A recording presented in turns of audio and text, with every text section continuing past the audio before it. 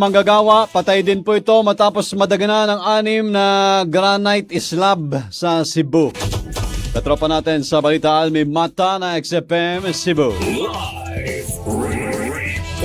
Report. Patay ang isang 33 anyos na magagawa matapos madaganan ng 6 na granite slab habang nagbababa ng kargamento sa barangay Santa Cruz, Liloan, Cebu. Kinilala ang biktima sa alias na Saturnino, may asawa at residente ng sitio Bangko, Barangay Tigib sa bayan ng Argao, Cebu. Diniklara itong dead on arrival sa isang ospital sa Mandaue City.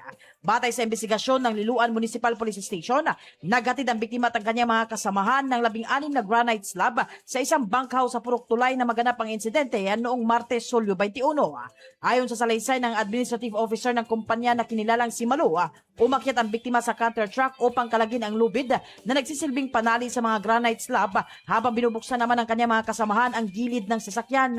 Gayunman, bigla umanong bumagsak ang mga granite slab dahilan upang mahulog ang biktima sa lupa. 6 sa mga slab ang tumama at dumagan sa kanyang katawan na nagdulot na matinding pinsala at kanyang agarang pagkamatay.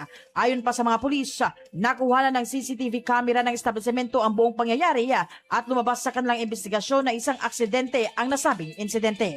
Mga katropa, ugali ng pag-inom ng Santo na vitamin C ang alkaline-based vitamin C para sa nagkakaisang Pilipino para sa Pilipinas. Mula rito sa Queen City of the South, Cebu City, ito si katropa ang Almi Mata, XFM News. Suntown Plus Gold, mapalit sa mga butika sa inyong lugar.